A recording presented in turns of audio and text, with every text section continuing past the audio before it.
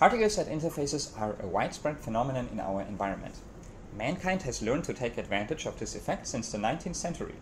The most familiar particle-stabilized emulsions can be found in the kitchen, mayonnaise. Here, tiny oil droplets are surrounded by surface-active egg yolk lipoprotein granules. In the mining industry, the process of mineral flotation grounds on the effect of particles at interfaces. Fine ore minerals attach to ascending air bubbles and can be collected in the foam on top. This process can be used to separate ores of different kinds.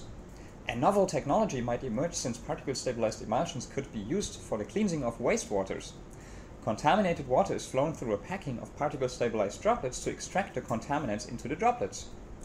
After the Exxon Valdez oil spill disaster in 1989, scientists discovered that oil shorelines cleanse themselves much more rapidly than predicted.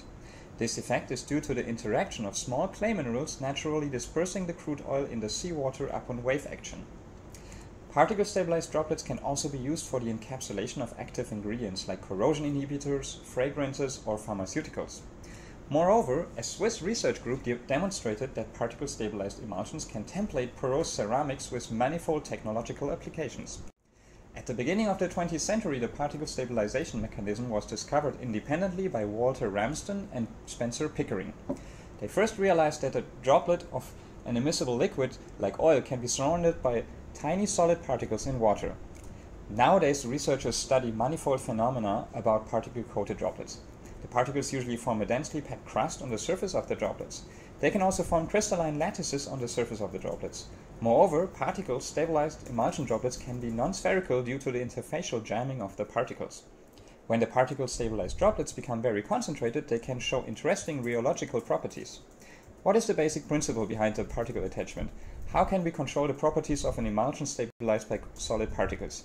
You will see that the surface properties of the particles are essential to their behavior. A solid surface can be hydrophilic, meaning water-loving, or hydrophobic, meaning water-repellent. Here you can see a hydrophilic surface. A water droplet sitting on the surface under oil will form a contact angle θ smaller than 90 degrees. This situation is analogous to a hydrophilic particle sitting at an oil-water interface. This particle has the same surface properties as the planar solid above. To make this more obvious, I rotate the drawing. Now you can see that the surface tension balance here is the same as in the picture above. This particle mostly sits in the water since its surface is hydrophilic. However, it is partially immersed into the oil since its contact angle is non-zero. Now let's look at the hydrophobic surface.